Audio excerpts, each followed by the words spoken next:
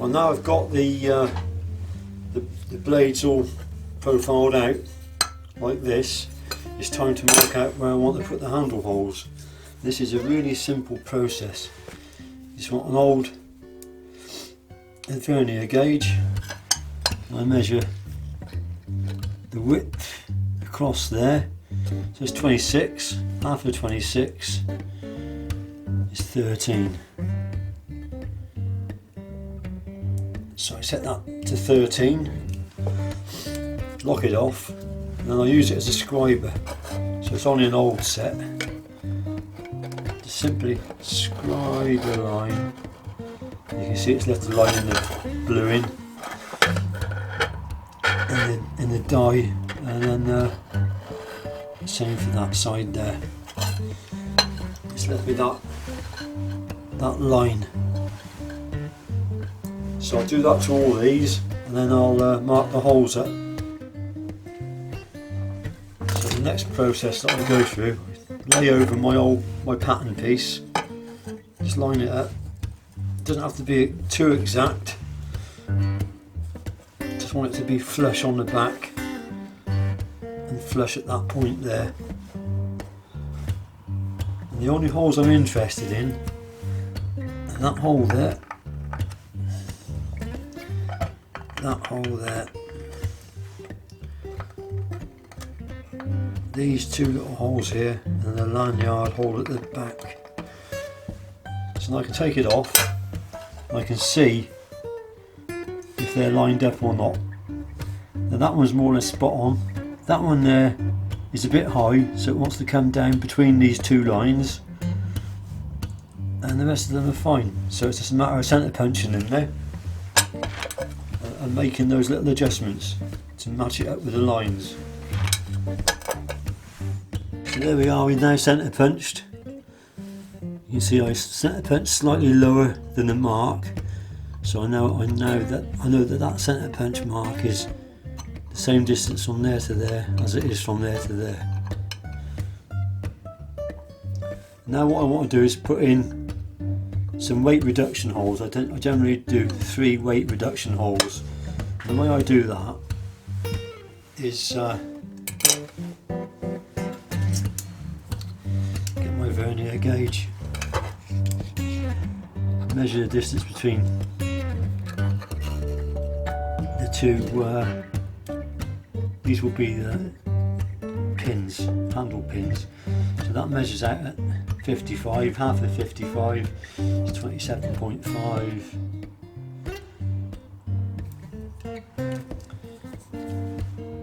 Make a mark, put one end into one centre punch mark, make a mark, turn it round, same again.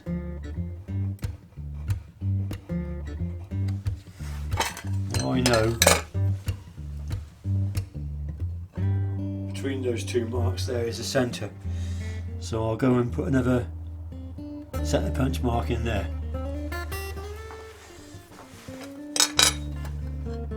So there you go. These don't have to be too accurate. This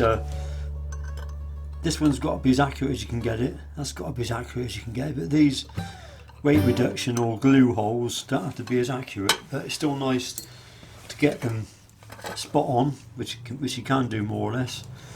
So now I want to do 2 more. So I measure this distance here, 27.5. Divide that by 2.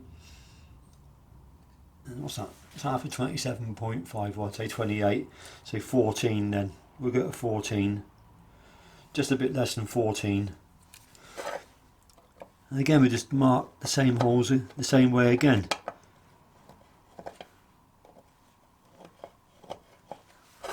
Turn it round.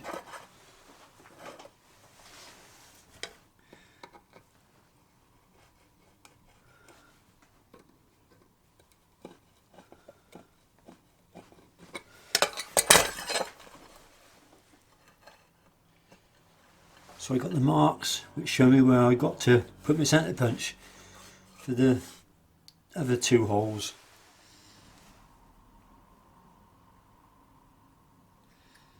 So with the centre punch, you can lay the centre punch on at the angle of the punch at the end there, so you can see where the tip is. Tip it up and you should be on your line.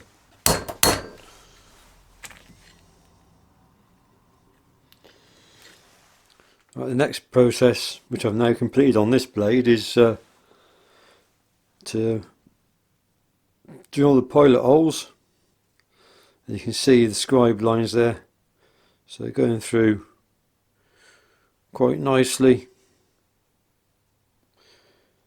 through the centre of the lines, more or less.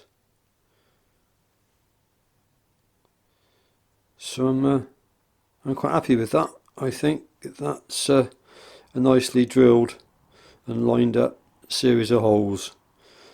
So the next stage now is to drill them out to their correct diameters and then chamfer them. When you finish drilling all your holes, they should look something like that. So I've got two different diameter pinholes. These are this one's drilled for the smaller diameter for the leveless bolt, which is that. So that will just go through like that.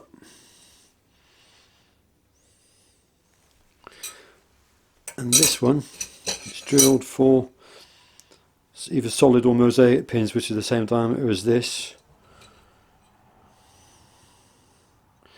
And you can only drill the holes whilst the steel's soft. Once you've hardened and tempered it, well, that's it then.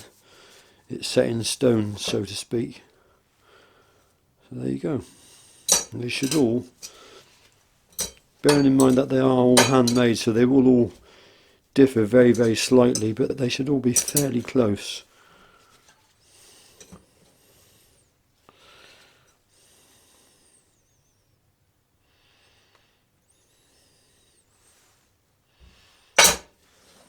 Well, I hope you enjoyed that little grinding intro where I was grinding out the blade profiles for a batch of classics. Well, these are those classics now. They've all finished up to post heat treat. I've now they've been heat treated. The bevels have all been ground, logos all stamped, tangs all tapered, and that's what they look like at the moment. So the next stage for these is to fit the scales and shape the scales. They're all ready to go. So I shall have hopefully most of these completed just before Christmas. I have finished a small number of knives. I've finished this is a look at this one first of all. So we've got the classic here.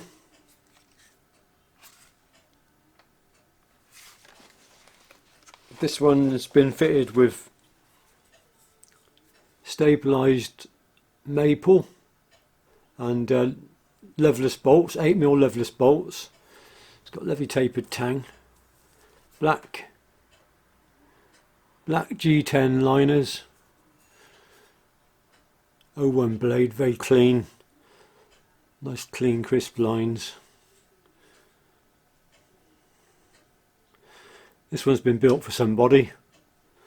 I don't normally take orders, but it was a special request for somebody. The thing is, see, everyone then will jump on the bandwagon, oh, can you build me a knife? But I can't, because I've only got one pair of hands, so I just do occasionally take the odd order, but I'm not, my books aren't open, I'm afraid. And sometimes somebody will email me, well, I've just finished a knife and I haven't got a buyer for it and I haven't put it on the website. So in that case, that'll often be presented like this, and I'll say it's already got home to go to. It's not, in that case, they haven't taken an order. I haven't taken an order rather. So that's a knife for somebody. That person knows who they are. If they don't want it, then it will go on the website. Dangler sheath, yellow thread,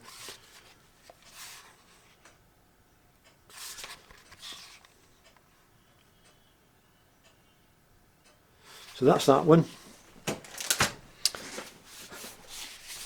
This is another knife which has been which has got a home to go to, shall we say. This is a camp knife.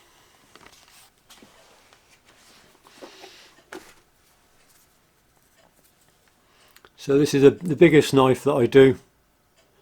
Stabilised massive birch scales, 8mm levelless bolts, tapered tang, black G10 liners,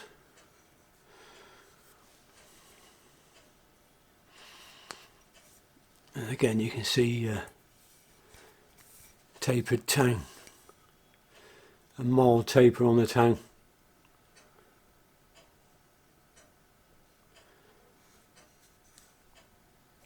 Nice clean blade.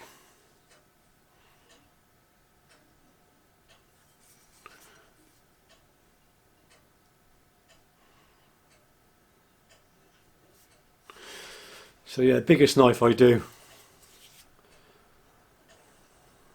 Bit of a handful really. Size comparison to the classic, because I'm sure some of you will be interested.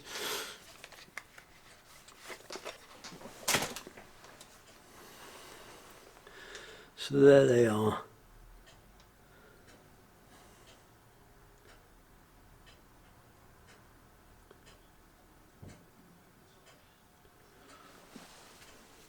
There they are, side by side. Right, and finally another knife which has been built for my mate Gaz the Hunter. It's a hunter-gatherer in SF100 stainless steel. This is quite a nice knife. It's a bit unusual in that I finished the handle differently. This handle is African redwood, which has not been stabilised, but it is naturally a very hard and stable wood anyway. But what I did, I sealed it with true oil. It took 7 coats, light sanding in between, 8 hours between each coat to let it dry. So there's a lot of work, well, it's not so much work, it's more like time really that it took to get the true oil to polymerise and harden. So this one's for Gaz Hunter. As I say, SF100 blade, stainless steel, African redwood, scales, red G10. There you go, Gary. Hope you like that, mate. There's the sheath. Let's get you to focus on the sheath. And the dangler. Obviously, dangler's also got the logo on the back. So that's from my friend Gary.